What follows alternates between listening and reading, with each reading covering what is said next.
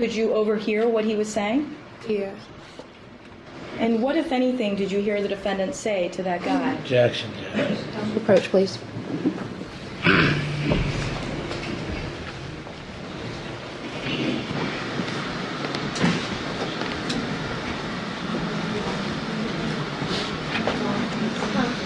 I obviously don't know what she's going to say. That's why I'm asking you to come up here. So what is it that you anticipate she's going to say? I anticipate she'll say, I was born and raised to kill niggas, beat niggas and kill niggas, in a harsh, somewhat bragging tone. I mean, it can be taken as an admission. The jury will have to consider it. Admission to what? Killing. I mean, but if she establishes how much longer after this it was. She just said it was in November, wasn't it? No, she didn't say that. No. I can clarify, but she said the It last couldn't time have been in was November because he got picked up in August. No, I think it's just a matter of a couple days, actually. Whatever it appears as if the court is inclined to let the statement come in this record for purposes of the record. The defense objects. There's nothing in that statement that has any reference to this matter. So a statement like that, I object to it coming in. But it's the defendant's own statement, and certainly if she establishes the time frame, it could be inferred as some admission. So well, even if it, I understand your ruling, Judge, but just let me make my record, okay, sure, please. go ahead. Even if it could be inferred, the obvious prejudicial nature of this testimony compared to a hearsay statement sometime after the event, the prejudice is so heavy that it outweighs any probative value in the case, Judge. But it's your client's own statement, and that's different. So if I could further add for the record, this is a conversation. She says she overhears. We don't know what the nature of the conversation is. We don't know who this individual is. We don't know the context of this conversation at all. It could be anything. It could be about discussing a video game. There's been no foundation laid. And what Mr. Skelton says about being prejudicial without any of that stuff, I would just add that that's a more reason for it. We have no idea what the foundation of the statement is. And I said if you establish the time frame, and I'll listen to any additional foundation. Right? Thank you. I'm going to ask you another question, ma'am, okay?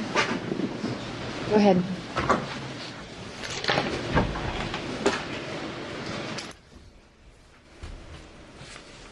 Now, Michelle, I was just asking you, you said that you had run into the defendant in Northland Village, again, where you heard him talking to another guy. First of all, when was that in relation to the incident, the incident that had occurred on Kingsley? Like 2 days later. 2 days later. And when Al Capone was talking to this other individual, could you actually hear what Al Capone himself was saying? Yes. And what, if anything, did you hear the defendant say, this being 2 days after this incident on Kingsley? Objection, Your Honor. Foundation. Overruled. Go ahead. He was born and raised to do what he does. Born and raised to what? Yo. He said, I'm born and raised to kill? Yeah. Those were his words? Yes. And what was his tone when he was speaking? Bragging. Express. Objection, may we approach?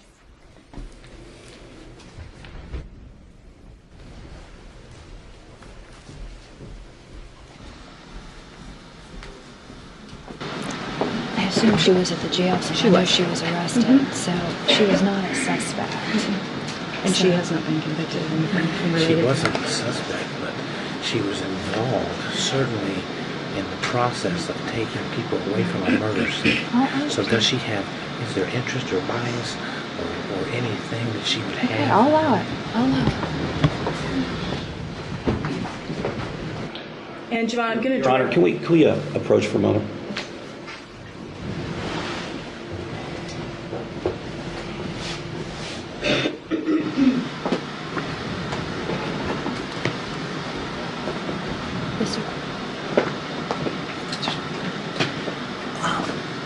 Come up here to make sure you get picked up. Thanks. Tracy's just provided two photo spreads. One that identifies Michael Guy, the other that identifies Mr. Morris. Now I know that he was unable to identify Mr. Morris from the photo spread. That's been established. It's just making me a little bit nervous now that she's bringing this back out, and I don't want the cat to get out of the bag before it goes too far. This wasn't the photo spread that was shown initially. This is the one where he actually did narrow it down to 2 and later narrowed it down to number 5. We're not even at that one. The ones I just asked about were actually different ones. And that was the sea of photo spreads the first Maybe time. you should make that clear that how many were shown to him. Sure. I'm not sure he ever identified him. Well, I don't know that. But we had a suppression hearing, and at the suppression Right. hearing, nobody identified anybody in any photo spread. Well, that came out, that he narrowed it down to But he never 2. said it was one. He never could say he could identify. No, he didn't execute a photo spread. He made verbal statements, and that's up to the jury as to whether or not they deem that as... The issue for them to determine is reliability. The suppression issue is suggestibility. So, Okay. okay. But if you're clear at the earlier, Sure. Because I think he was concerned about that. We're back on the record. The record should reflect that the jury is not present, the defendant and all counsel are present. Mr. Skelton, you indicated that when we began to take that break, that you wanted to make a record before the jury came back. Yes, Your Honor. The last witness that testified was the deceased mother. The court witness in the record will reflect the emotion attendant to her testimony, and I understand the court will give a limiting instruction regarding sympathy and the like. That would be the instruction. The problem with that, Your Honor, is a limiting instruction can't cure the effect that the emotion had. From the beginning of this case, the defense has never contested the identity of the deceased. I've offered to stipulate to lots of things, and certainly we've never contested the identity. The only reason to introduce that picture to this lady and cause the breakdown had to be to evoke sympathy. There's no other reason in this courtroom, Your Honor. No other reason possible. We would have stipulated and agreed to that from the very beginning. So we object to that happening, Your Honor. Mrs. Ballard, and I say that one because you're standing up. Thank you. The state would like to respond. First of all, Ms. Clark did have to view that picture in order to identify the deceased. There was no stipulation as to the identity of the deceased, so the state is not compelled to accept that stipulation. Quite frankly, that was not a stipulation that was even discussed. The only stipulation that we discussed with the defense were chain of custody issues, but notwithstanding that, the state has an element to prove, and that is that the individual who was killed was Richard Pogue. Javon Buckman only knew him as Red, so someone has to do that. Ms. Clark was not just used to do that, however. She was used to actually do several things, and she did that, and we discussed this at sidebar.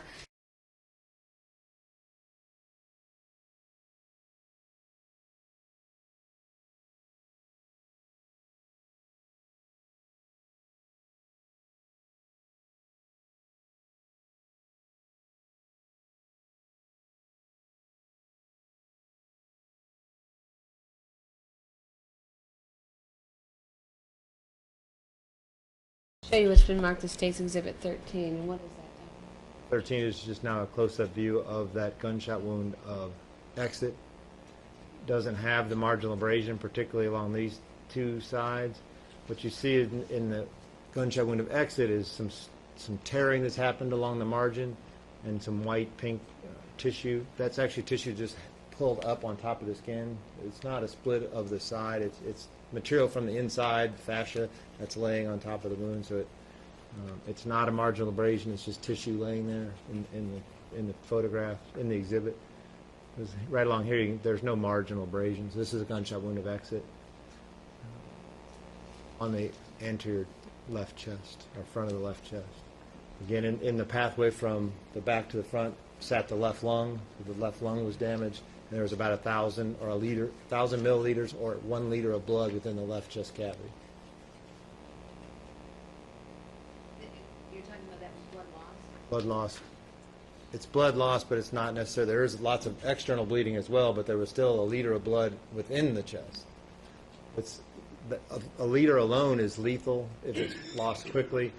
If you add in the blood at the scene and on the shirt, it's clearly a lethal injury from bleeding, also the damage to the left lung.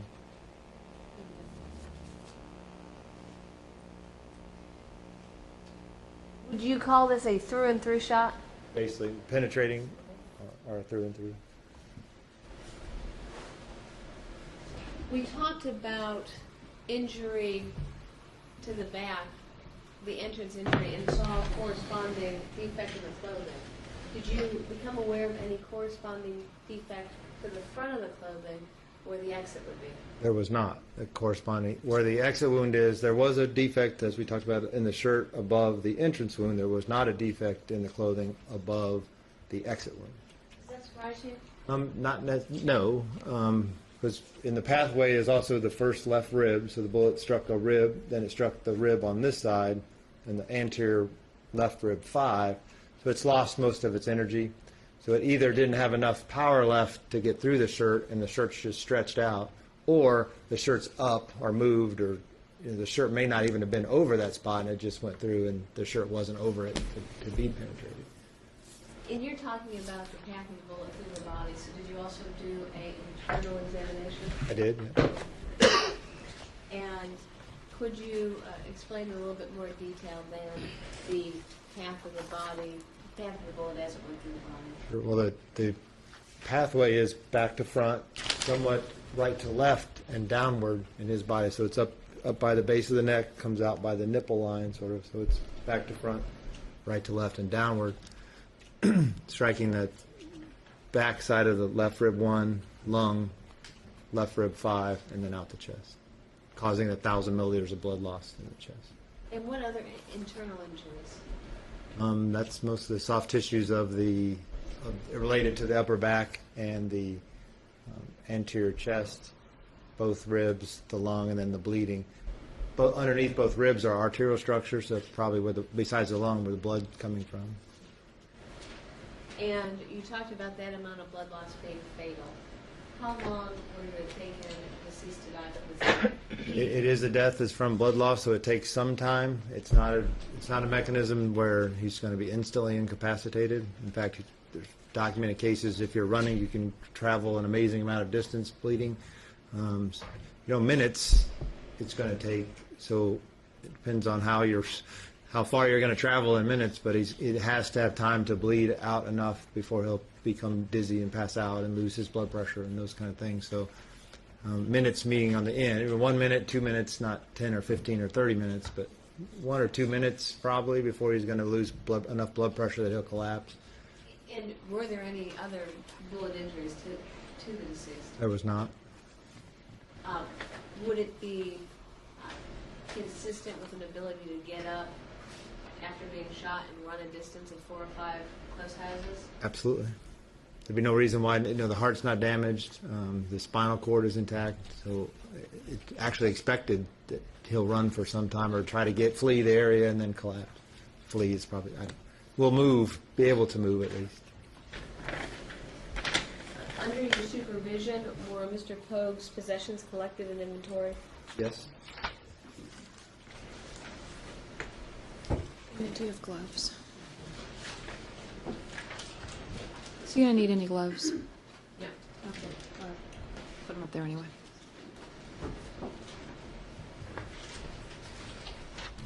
Let me show you what's been marked the same for you now.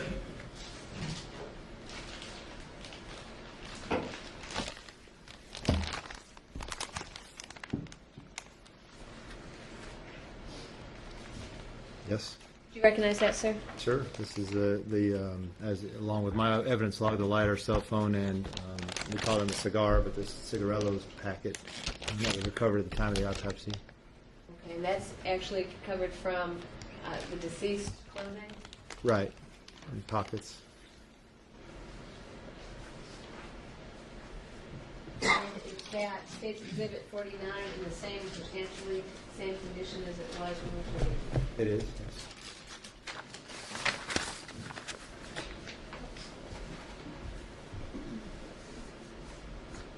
Doctor, did you, somebody under your supervision, also collect a standard of blood?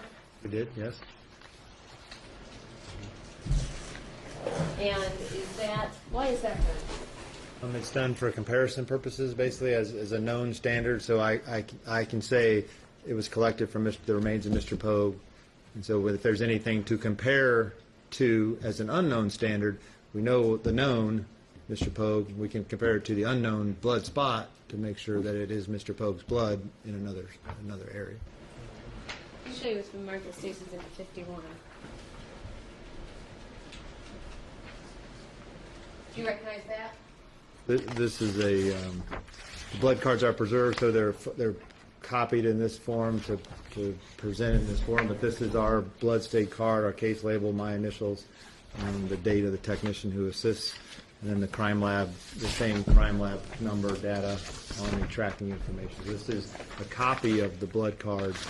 Obviously, we can't handle those or DNA material, so this blood card is preserved, it's refrigerated. And this is a copy of the blood card with the appropriate labeling in State Exhibit 51 that was taken from Mr. Pogue at the time of the autopsy. Is that fair and accurate copy? Yes.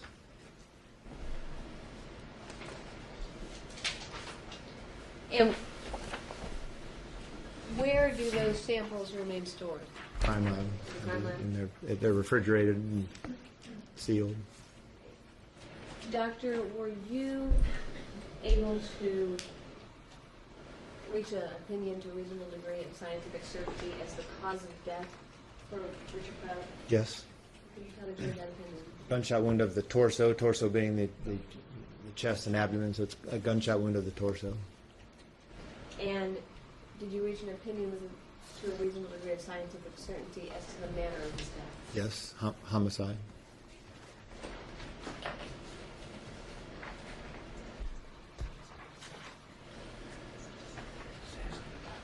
I think so.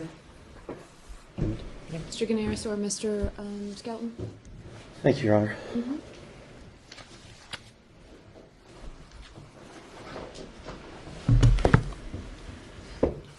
Good afternoon, Doctor. Afternoon.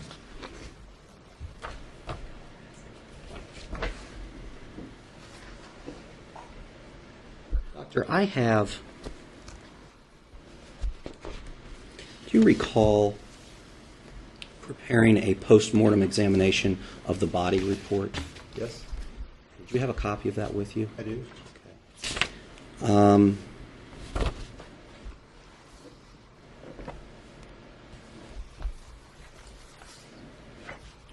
Dated and signed by you on June 25th, 2009. That is the original report, yes. Do you recall making some findings that there was no evidence of any thermal effect or soot or stripling on the skin? I did, yes.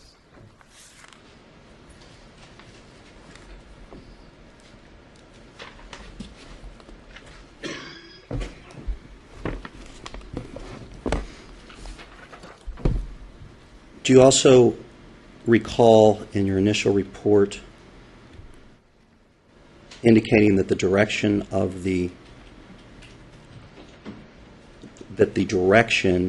is front to back, slightly right to left, and downward?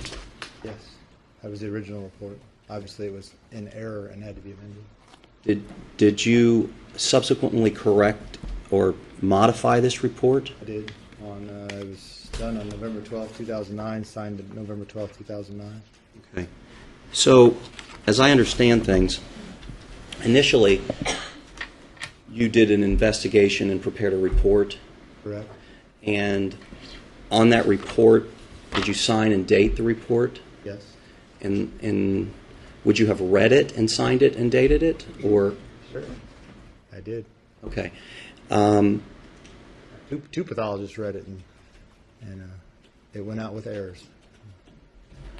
Explain that to me. You've then, about 4 months later, made changes to the post-mortem report? Sure, they were caught in preparing for this sort of forum. The error was caught, and then there's some things that were changed that I changed for clarification. Some clearly needed to be changed, like the front-to-back problem. Clearly that was an error, transcription error.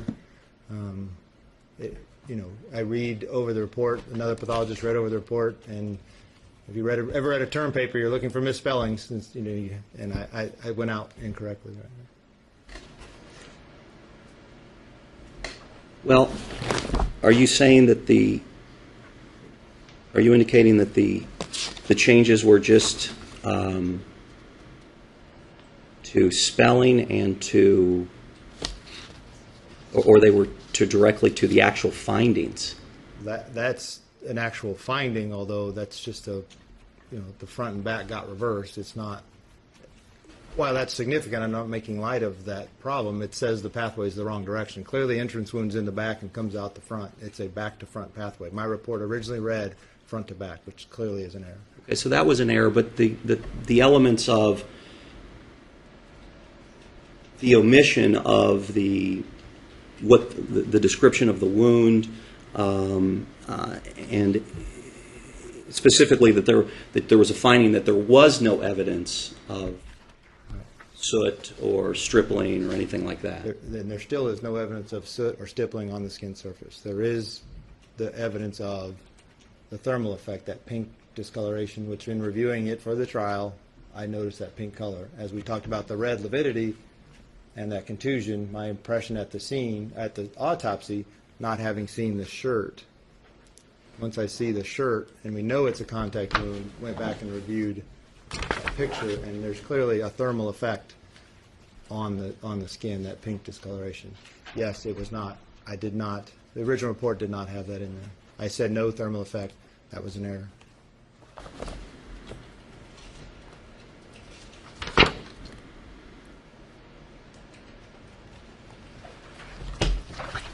Thank you, Doctor. Nothing further. Stop.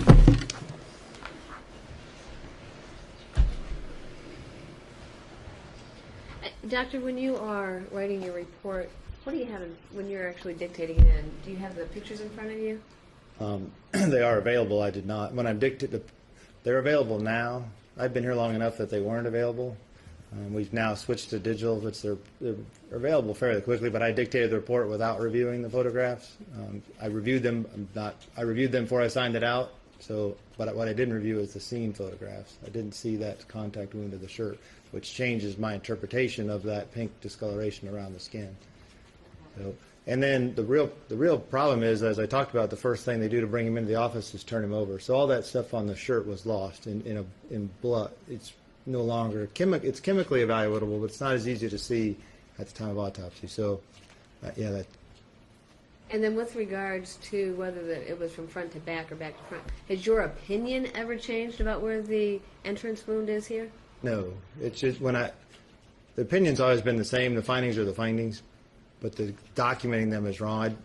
I can explain how those things can happen. Unfortunately, it happens too frequently. Right to left is a mistake often made because you're looking at a diagram where the individual's right is on my left.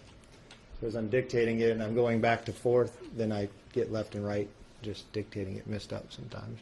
I got front to back mixed up. All right. And your opinion regarding cause or manner of death, did that ever change? Cause and manner has never changed. Nothing's ever changed other than making it clear what I'm saying in the report. And with respect to when you discovered the error, what did you do? Change the report. And did you do that promptly? That day. Nothing further. Anything further, Mr. Gounaris? Just real quick, Doctor, when you see when you see errors that have been made, is it your practice that's important to change that immediately, correct that error? Yes. Thanks. Anything further, please state. Thank you, sir. You can step down. You're free.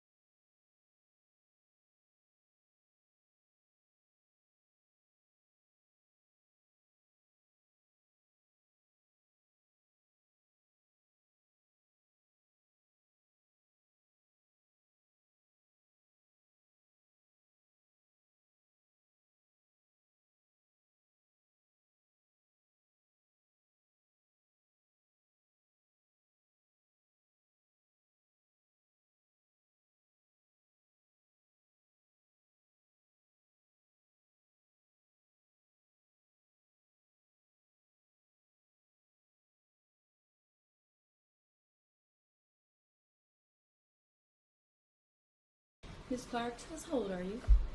46. And do you have any children? 2 boys, Richard Pogue and Quentin Clark. And was Richard Pogue the individual who was shot and killed in this case? Yes. How old was Richard when he was shot and killed? 22. And how old is Quentin? 28. What did you call Richard? Objection, Your Honor. May we approach for a moment? Just wait 1 minute, ma'am, before you answer.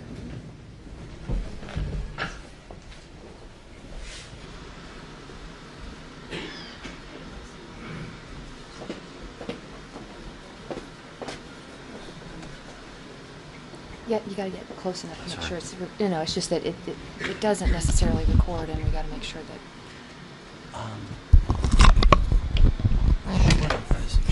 Short of this witness testifying as to what he might have been wearing or jewelry or something like that,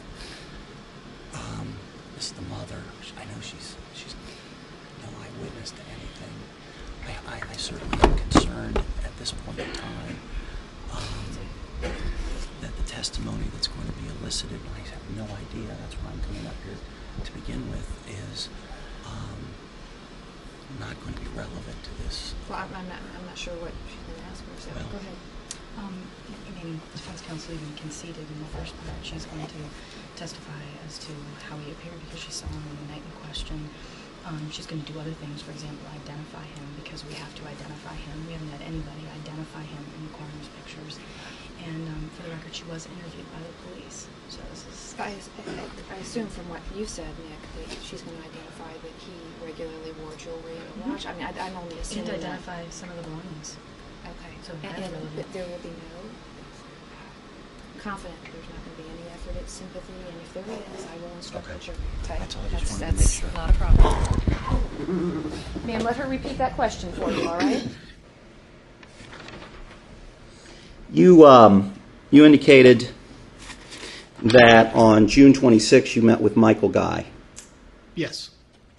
And the question was, did you offer him anything at that time? You said Water. water. other than water, did you offer him any type of immunity or anything like that? I do not have that ability, and no, we did not. Now, you also indicated that you met with Nichelle White, and when you met with Nichelle White, as I understand it, this was sometime in June? June 26th, I believe. Okay. And at the time, you were still you were looking for pictures of suspects, and you were still trying to piece together what transpired. Is that right? No. Well, let me ask you this. You were aware that Nichelle White, or you had an idea, because you hadn't spoken to her, but you had an idea that Nichelle White was somehow involved. Correct. You either were aware before or soon after you spoke with her that Nichelle White drove Michael Guy, or you had information that she drove Michael Guy and Mr. Morris to this house for a drug deal. Before I spoke to her, yes. And were you also aware at that time that she had received $40? Yes. Okay. And were you were also obviously aware that someone was shot and killed? Correct. Now, I understand that you were asked, was she promised anything? Would you agree with me that she was never charged with any of those offenses? She has not been charged to date, no. Now, you indicated that you met with Michael Guy on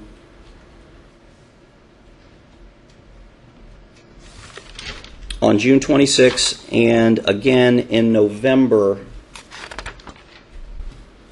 where he was offered something. Is that right? Correct. And if I may, your previous question, I met with Nichelle on the 29th, not the 26th. I believe that's what I said. And then Okay. Michael Guy was the 26th. You're correct. No problem there. Thank you for that. And did you, on November 13th, enter into with Michael Guy a proffer agreement. That's correct. And did you later on November 19th also enter into, with Michael Guy, a plea agreement? That's correct.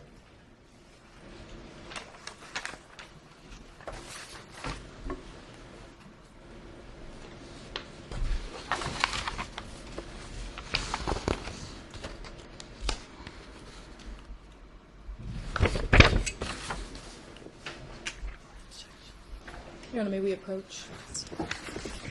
Can you take these with you?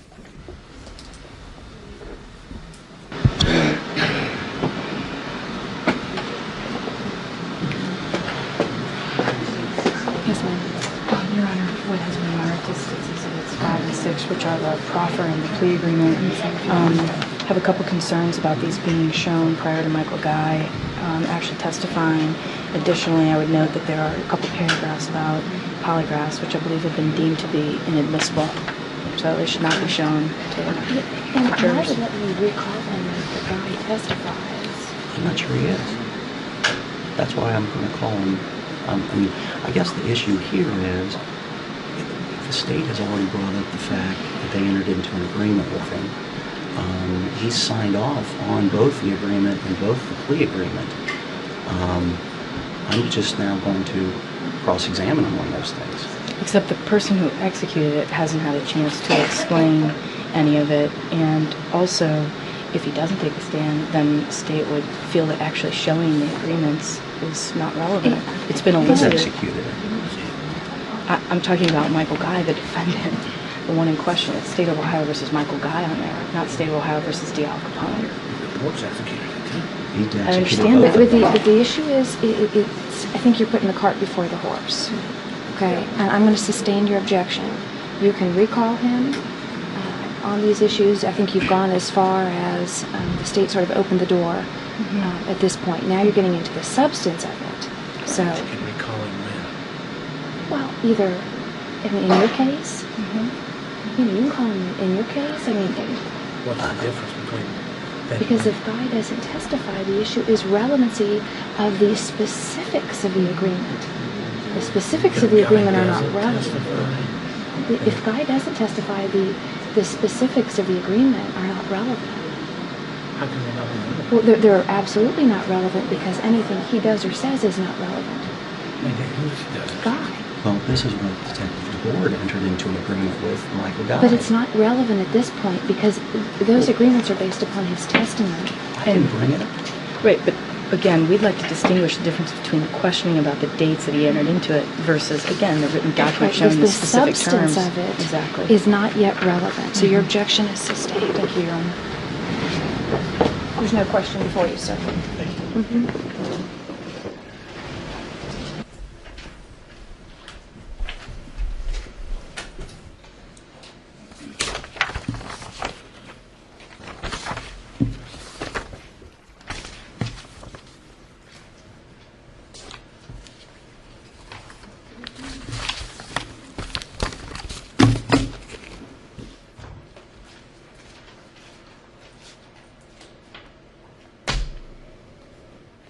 Okay. Detective DeBoard.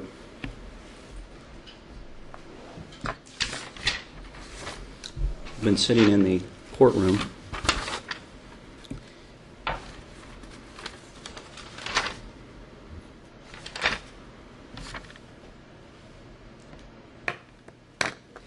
And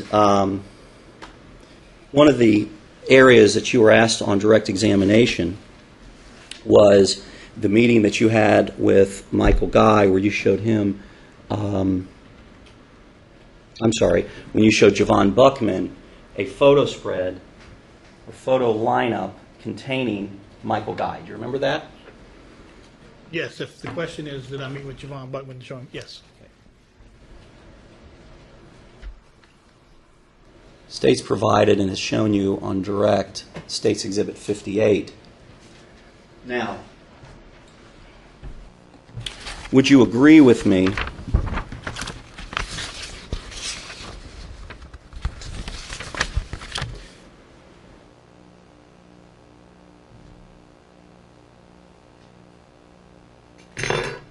would you agree with me that this photo lineup was shown to Michael Guy on June 25th, 2009? No. Mr. Buckman was shown. I'm sorry. Yes. Thank you for correcting me. Would you agree with me that Mr. Buckman was shown the photo lineup of Mr. Guy on June 25th, 2009? Yes. Now, did you show other photo lineups to Mr. Buckman on that day? Not that day, no. Okay. This is the one you showed him? That's correct. I had a named individual, and that was the information I was going for. And this is the one that he circled? That's correct. Do you remember when he showed you this, or when you showed him this, that he also provided to you a statement? Yes. Do you also remember that when he was signing his name at the bottom of this form, he started to shake? That's correct. You inquired with him why he started to shake, did you not? I did. Okay. Do you remember when Mr. Buckman took the witness stand and I asked him this question? I do. Do you remember his answer? I recall him answering. I couldn't tell you exactly what it was, but I asked him whether or not, I said, did you shake? And he said, I shook. Objection. It will be for the jury to recall what the witness said. Okay. Do you recall when I asked him whether or not he was shaking because he saw a picture of the person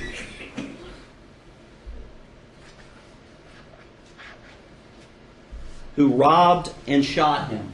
Your Honor, I'm going to object. The state was not allowed. Sustained, the jury. It will be up to the jury to recall what the witness's testimony was. Just for impeachment purposes, It's for the jury to recall what the witness said, but you can ask this witness questions about what occurred then, but they have to recall specifically what the witness said on the witness stand. That's within their province. Yes.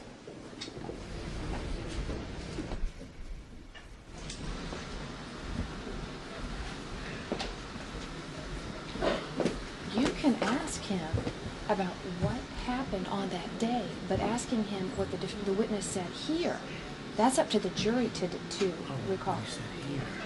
What the witness said here is for the jury to decide. But what was said on that occasion is subject to right. So you can ask on this day, on the 25th of June. Correct. That's what I was asking. No, you said here. You're asking here.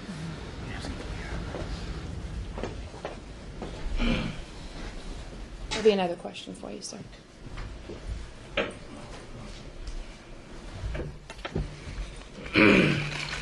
Detective, on June 25th, you had a conversation with him, with Mr. Buckman, yes. with Mr. Buckman, and you asked him why he was shaking. Yes, one of the questions. Yes.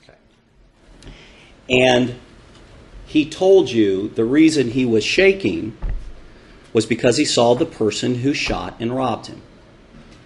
Correct. That's what's in the report.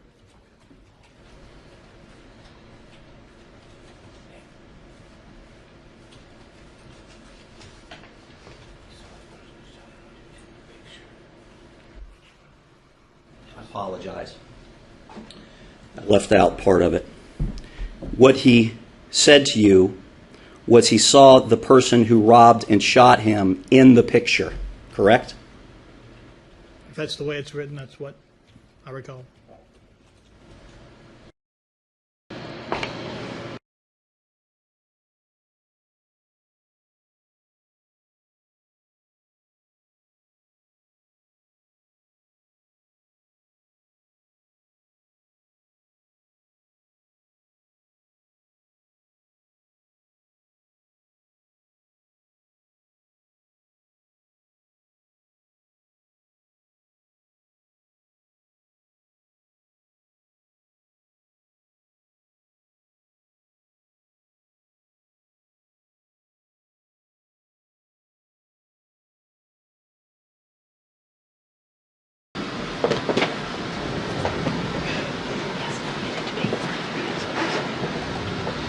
What do you got? Well, Your Honor, I expect this witness is going to have several statements about what the co-defendant has said. Following the state's logic, it's a statement of a co-conspirator. Came in that way. Okay, that's not hearsay. Secondly, present sense impression is an out-of-court statement by a declarant, made while the declarant is perceiving the facts in question or immediately thereafter. That would be him. That's correct. He's perceiving the facts. Not Michael Guy. Yeah, but he's not perceiving a fact. You're having to make a statement. So he could say his perception of a fact might be somebody ran or somebody did something. But let me look at the co-conspirator issue. May I respond to Yes. that, Your Honor? 801. He hasn't admitted to being part of any conspiracy. So I guess at this point, he's basically saying he's not involved. So I would agree if he admits that he's part of a... You submit that they went to go buy some marijuana together. But that's not what he's charged with here. They're not charged as being co-conspirators in a drug deal. So as for present sense impression, it hinges on... It's very much like an exciting moment. Nothing has begun yet in terms of the inside activities. Hold on, just let me read this.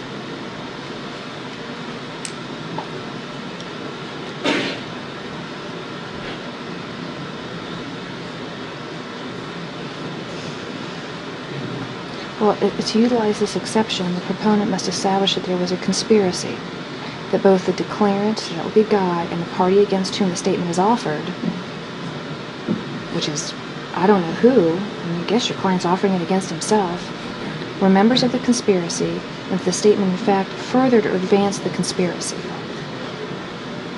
I guess under his statement, he's saying that it's only advancing Mikey's involvement in the conspiracy. Well, it sounds like they were both going to buy drugs today. But this isn't a drug case, though. They're not charged with conspiracy to Just because purchase. they're not charged with it doesn't mean it's not a conspiracy. Admission by a party.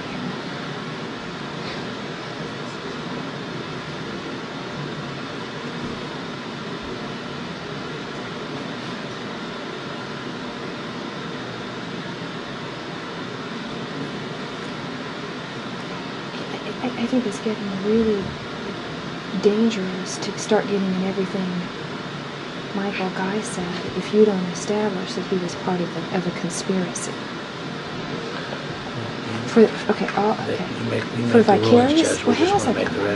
For vicarious admissions in the context of a statement by a co-conspirator, the statement of a member of a conspiracy is attributable to the co-conspirator, which would be your client, against whom the statement is offered at trial. Basically, he's offering a statement against himself.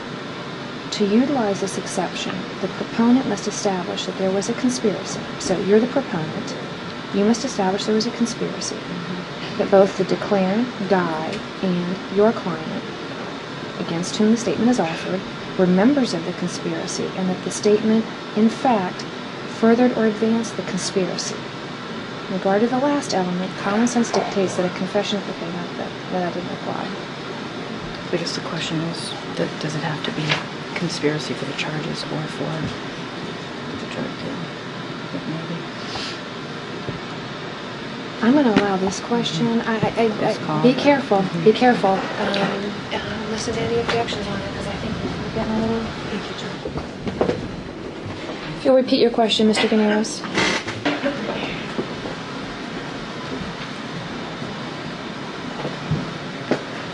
Certainly, some of this is going to get into some attorney-client privilege. I certainly was receiving discovery package, and I certainly was receiving continuing discovery.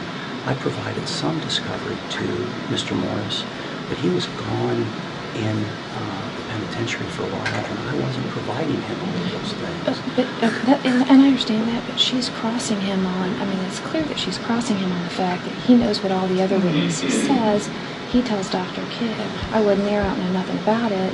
And then, I mean, it's cross, so I think that's appropriate. Well, the second problem of the objection would be, my understanding is of the time that he met with Dr. Kidd was November 10th, roughly, of 2009.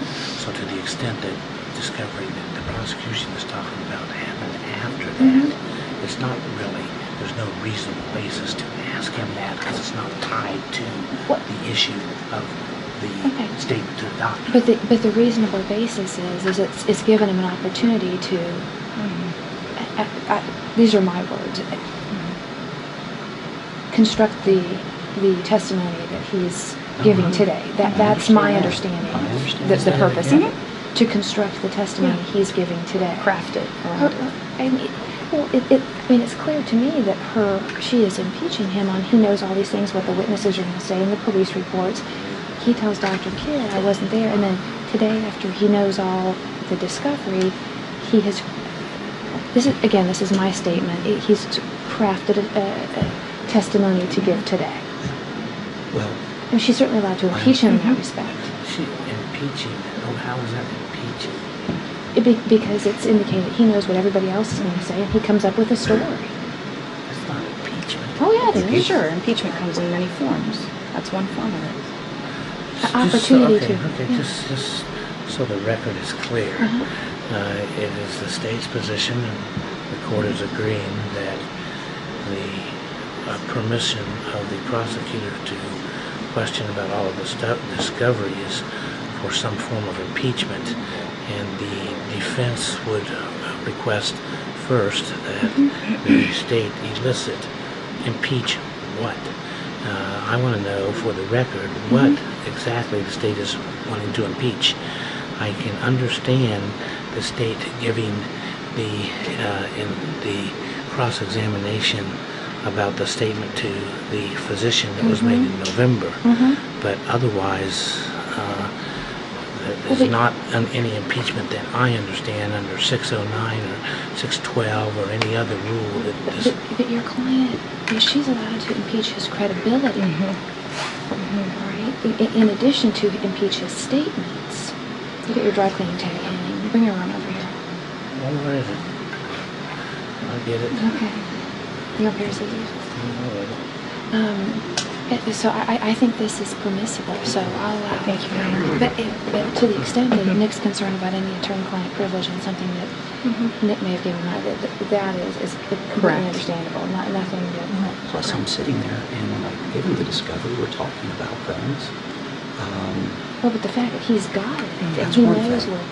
Okay, well, That's she's all I already, asked. she's already asked that. Right, but I said that she can't ask about anything about what he and Nick talked about, or anything. But certainly the fact that he has the discovery And had a chance to review it. Sure, absolutely. That goes to impeaching his credibility.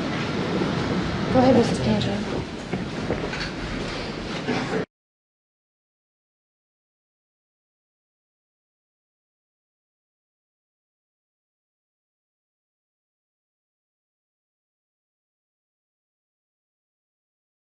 Yes.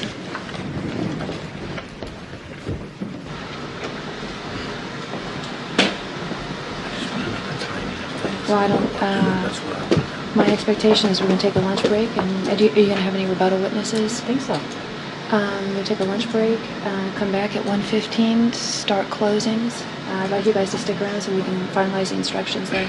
So you're not going to do your docket, right? I'm. You're not going to I just want to know because I'm on it. I've got clients coming. Your guy needs to be here because he hasn't been here for several weeks. I need to see your guy. Right, but I need to see. It's been several weeks. I'm going to find somebody who will do the stuff that has to get done today. Okay? So make sure your guy is here. I have a few things on that docket that need to be done. I'll find somebody to do it. I guess I'll find somebody to do it with me as well. Well, you're just having it's an IOC referral. I understand. I still need a body. Somebody will do it. He'll find somebody. He'll find Somebody's in Columbus. Or he'll find someone. Okay. Okay, so 1:15, start closing, and I'll let you to. Ladies and gentlemen, we're going to take our lunch break. When you come back from your lunch break, then we are going to start closings. If you'll be in the jury room at 1:15, and you'll be returned to the courtroom shortly thereafter, and we'll begin closings at that time. Please recall the admonitions I had previously given to you, ladies and gentlemen. All rise. Recess.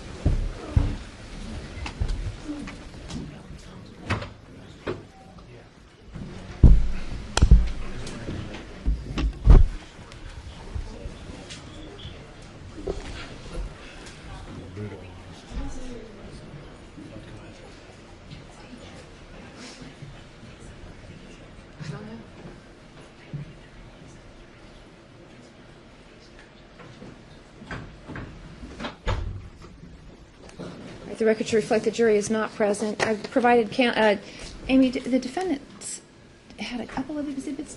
I thought you had a couple of exhibits that you marked. We never were allowed, yeah, we didn't get to those. Okay, so you don't have any exhibits? No. Okay, and the state's indicated that you don't expect to have any rebuttal, is that correct? Correct. All right, I've provided counsel with a copy of the proposed jury instructions. I will make one change, that'll be on page 6, and that is about the defendant's prior convictions and his testimony. So that will be the standard jury instruction on that issue. Your Honor, may I, Yeah. Dick is here, he is going to go through whatever jury instructions. There's something that I need to do at this Go point in ahead. No, time. you don't need to be here. And- Both of you don't need to be here for instructions. Thank you. Mrs. Tangeman from the state, any objection to the instructions other than the correction I just indicated I will make since the defendant chose to testify? I don't believe so, Your Honor. Mr. Skelton? For the defendant. I'm sorry, Your Honor, we did add in flight, correct? That's in this final copy. We haven't had a chance to read over The instruction on flight begins at the bottom of page 5, the last sentence on page I do 5, see it. and on page 6. Go ahead. At page 9, Second. Yes, sir. where you start with talking about the specs. The only question I would have, and it's the question I have for each time that a spec is mentioned, do they have to find the spec beyond a reasonable doubt? Well, I mean, I'll be glad to add that in there, but this is straight out of OJI. I understand. That's my question. I think if you would just add, you will separately decide whether the defendant had a reasonable blah, blah, blah, blah, beyond a reasonable doubt, I think should be in there. Mrs. Tangeman? I mean, we would object in that we just think OJI is well-trekked territory, and it's clear, the burden of proof is clear throughout here, but we would just leave it at that. I will check OJI on that, and I'll let you know after the lunch break. Obviously, I'm going to need to look at that.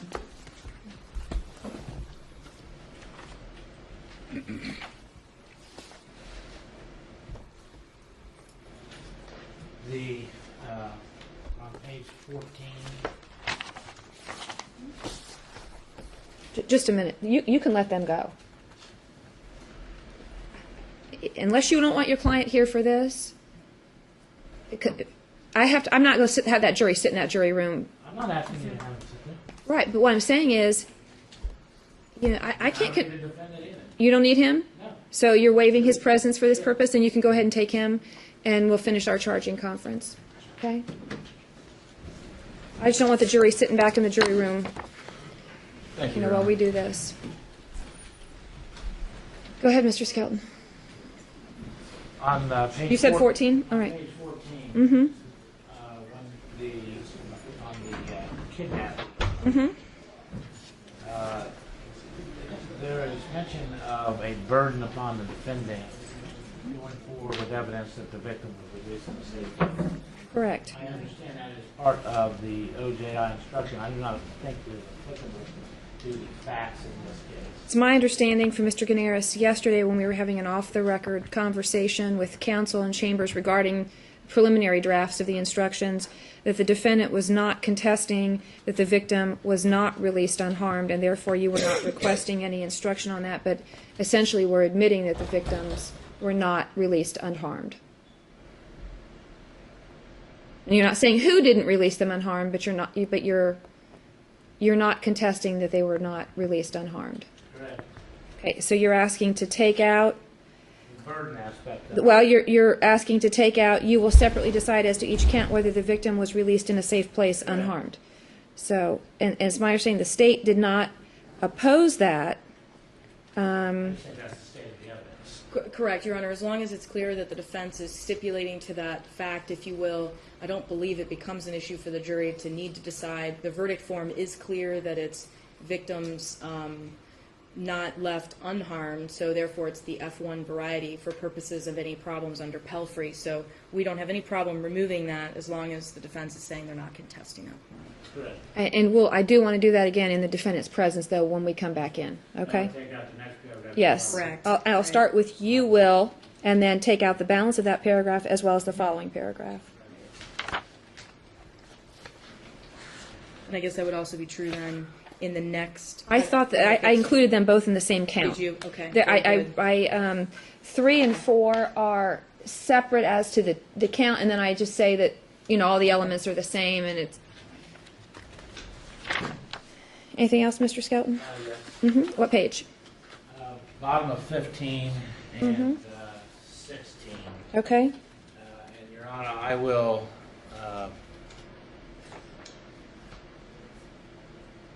admit I read the OJI instruction, and what I'm focusing on here is the cause, the charge on cause. I'm not sure, Your Honor, that there is any evidence in this record of anything that could be construed as a failure to act. And that's fine, and I'll take that out because, cause can be as a result of failure to act. I don't So, think there's anything alleged here in that regard. are you suggesting that I'm just asking, are you afraid the jury's going to think, oh, well, he didn't stop it? Correct. So, okay. Cause is an act. Well, arguably, I guess, Your Honor. Could they find that? It's still. Even if it's a conspiracy, he has no duty to stop it. Correct. He may just be part of the conspiracy. That's correct.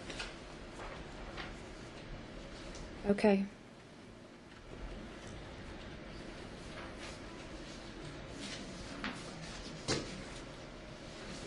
Okay, there were, I think, 4 places. I've got a number of them. Now I think it's actually 5. And it's on page 22. Yeah, and I'm taking out the word agency. Mrs. Tangeman asked me to take that out previously, and for whatever reason I didn't. Also, Your Honor, it looks to me like there are times where the instructions are repetitive. Brandish, once it's defined. Look, this is what I always do. And I actually, for the record, I spoke to Judge Froelich about this because I'm always concerned about reading versus not reading it and having the same words in the instructions. But this is my concern. And that is that I want the written instructions to be perfectly clear so that there's no question as to what the state had to prove. When I read them, I will only read the firearm spec once. And then when I come to the second one, I will say, it's in the instructions, I'm not going to read it again. Okay? Again, I just... That's fine. When I talked with Judge... why you would do when that. I talked with Judge Froelich, he said, as long as you're consistent, and because at the very end I say, if there's any difference, the written instructions control, and I just don't want there to be any confusion on the jury's part. So the written instructions will be different than what I read. I will tell them, I'm not going to read this again. Judge, going back to the cause, I just didn't know if you and Mr. Skelton already caught this, but if we take out failure to act, and I'm looking at page 16, but it sounds like it may be in multiple places, there's a separate paragraph that says there may be one or more causes of an offense. However, if the defendant's act or failure to act was one cause, then the existence of the other causes is not a defense. Obviously, if we take it out one place, we... Oh, I've got it eliminated in a number of different places. Right. I've got it in a number of different places. Just want to make sure. Thank you. Other than that, Your Honor, the defense has no objection to the remainder of the charge. Okay, and I will make those corrections. Has also reviewed, for purposes of the record, the verdict forms and have no objection to the verdict forms, with the exception that the court is... no, I don't think we have any objection to the verdict forms. I'm just was thinking on the specifications about the issue on whether or not the spec have to be true. That would be the verdict form anyway. Yeah, and I'm going to look at that. I'm going to take a quick look at that, okay? All right, then I will see everybody, if you could try and be here about 1:10, we'll, as soon as the jury's in the jury room, we'll get the defendant here. We'll take care of these issues with the defendant present. I guess I would say the final issue of the jury instructions and the verdict forms, as well as Mr. Skelton making that, I guess I would say, admission with regard to the victims being not being released unharmed. Then we'll go from there.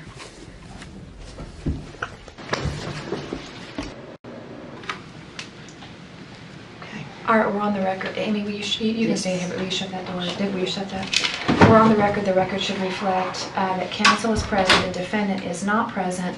Mr. Gounaris, are you waiving your client's presence for purposes of this question from the jury? Yes, Your Honor. All right, I've shared with counsel, and this will be marked as Court's Exhibit. Will this be 4? 4. Court's Exhibit 4, the following, there are 3 questions, and I'll read each one of them. They're on one single piece of paper, which reads, they're not numbered. The first one says, could we have a playback of Javon Buckman's testimony? The second one is, could we listen to the 911 recording CD player? And that's sort of in parentheses. The third one says, could we have a playback of Rashana Ford's testimony? I've indicated to counsel that my inclination will be to advise the jury that they must rely upon their collective memories as to Mr. Buckman and Ms. Ford's testimony, but because the 911 recording is an exhibit, to permit them to listen to that. And did the state want to address that? I know Mr. Skelton wants to address it. Maybe if you'll address it after he responds. So go ahead, Mr. Skelton, you were going to respond. Is that correct? Yes, Your Honor. Go ahead. On behalf of the defense in this case, the 911 recording was already played to the jury in its entirety. Therefore, it is part of this record the same as testimony is.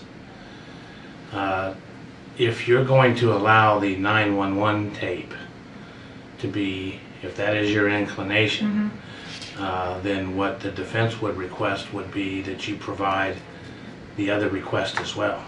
Either all or nothing is the defense. I think if you're going to highlight one area, that would be improper, but if you're going to do that, then let them have all of it. That's the defense's perspective.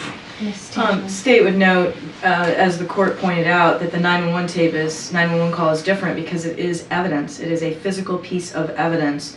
Regardless of whether it has audio on it, it is a piece of evidence, and that would be the equivalent of the photographs going back. We think that it was wise for the court to not send it back initially, but if asked for, to treat it as evidence and to send it back. And therefore, we would maintain that the jury does have a right to hear that.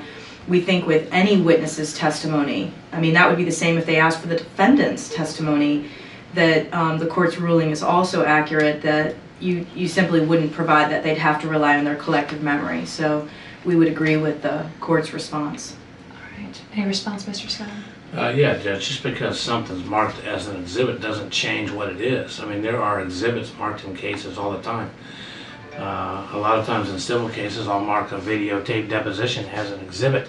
Once I've played that particular deposition in the courtroom, the court will not let that go back to the jury because it will highlight that witness's testimony. This was not the same as a picture. Lord, this is testimony. Well, to be honest, the Supreme Court has found that 911 tapes are not testimonial in nature. I understand that that's for an entirely separate purpose, but a secondary reason why I would let them listen to that is that it was difficult to understand. And so I think it's appropriate for that to be provided to them. However, I am going to also indicate in the note that I provide them that they should not give any undue emphasis, just because it's being provided to them, they should not give any undue emphasis to any single piece of evidence, and that they must consider all of the evidence, so as not to highlight this particular piece of evidence. So why not give them everything then, Judge? Because they've asked for that too. They have to rely upon their collective memories as to the testimony. I understand. We would just enter our objection. It's noted for the record.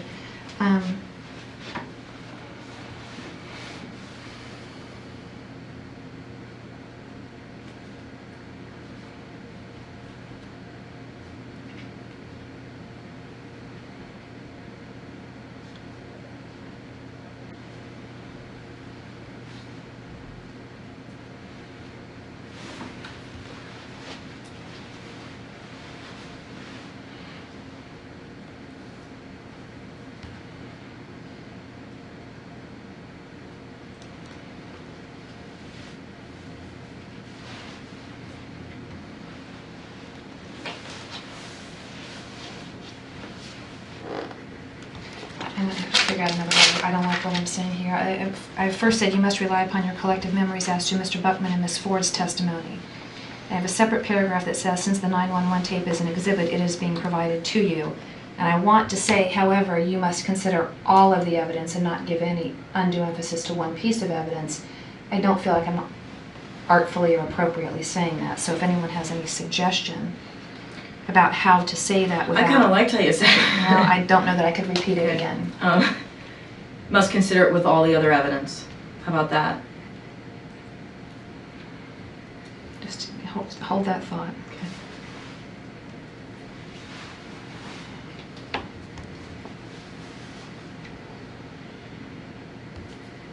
Because I guess technically they could give one piece of evidence more emphasis. I mean, that's within their province if they think something is more important than another.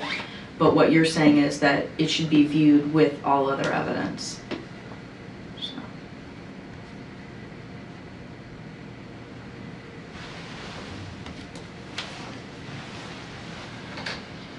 I'm going to take out the word since. I'm just going to put the 911 tape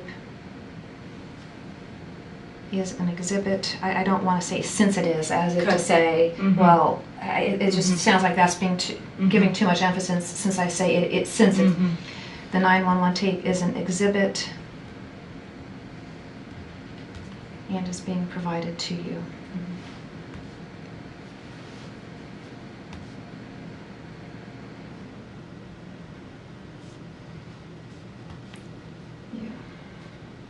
And what was your suggestion about? Must be viewed with all other evidence. Well, how did you start it off, Judge? What do you have in there? You must rely upon your collective memories as to Mr. Buckman and Ms. Ford's testimony, and then a new paragraph. The 911 tape is an exhibit and is being provided to you. I want to say something so that it doesn't appear that the 911 tape is being emphasized. And I'm just not comfortable that I know the right What words did you to say. say in yours Well, originally? I originally wrote, and I mean, obviously they haven't been given this, however, you must not give undue emphasis to any piece of evidence. Well, as Tracy points out, they can. There may be something that they give great emphasis to, but... Just say maybe viewed. Perhaps viewed if I say, this can be considered along with all other evidence. Fine. Do we have to put a? I mean, I don't want them to think that I'm saying that they have to consider this or they have to consider something else, but... Maybe we don't say anything at all. Maybe we just say the 911 tape is an exhibit and is being provided to you. Does that give it maybe less emphasis? I'd probably prefer less is more. So your preference would be not to say anything other than it's an exhibit, it's being provided to you? Yeah. That's fine. Okay. We're fine with that too. It's fine. All right. Okay, and Linda, do you want to, well, we can go off the record, we don't need to do this on the record, but if you want to just play it or just at least make it, so you, okay, It's working, that's good. okay. I'm going to have, for the record, I'm going to have Amy take it back in, show them how to start it, because I mean, I'm not familiar with that machine, but I know, okay, and then just show them how to start it, but not, so that they know how to get it started, and they can't erase it, they can't do anything to it, is that right? No. They couldn't? They could damage it, certainly, they can scratch it or whatever, but not alter it, Okay. the contents in any way. Okay. And Judge, just so the record's clear, even though we... Yeah, your objection is noted on for the has record. acquiesced into the writing. Your only the judges- acquiescence is that your preference is that there not be anything in addition, but you've not agreed to what's been written. If I could just finish my record. I'm sorry. Just let the record reflect that the defense objects to giving the 911 tape. The judge having made a ruling, we are just acquiescent to the language. In addition, Your Honor, the second basis I think that we need to place of record here on that 911 tape. As Mr. Gounaris, I think, correctly stated in his closing argument, and the court heard this as well, the emotion attendant to that 911 tape was tremendous. And now we're not only going to give them the tape for its content, but going to give them the very heart of all of the emotion in this case. And for that reason as well, the defense would object. All right, I've already instructed them several times on not considering emotion or sympathy. Well, you can instruct all you want, but you I can't understand. take away what that tape does. That's But bottom line. but it is evidence, and you know, I quite frankly, I can think of a number of reasons why they might want to hear it. In closing, Nick mentions that Mr. Buckman's description, or perhaps lack of description or ability to identify your client, yet on that tape, he said there's a short one or a little one and a lighter skinned one. And so, you know, that's only my personal speculation. Is that what they're listening for? Is it the amount of time that the call took? So It has a lot of different things in it besides just the emotion. It certainly does, and that is why which adds to our concern of if they're not only they're asking for this, but they're asking for the testimony of these other individuals To compare. with the testimony that's on that 911 tape. So it just That's why we goes- wanted it all in. That's why we want it all in. right, but That's what again, makes sense. my concern is they're in the courtroom, they testify, their testimony was clear in terms of ability to hear it, but that 911 tape, as you said, is full of emotion and difficult to hear, and she's whispering at times.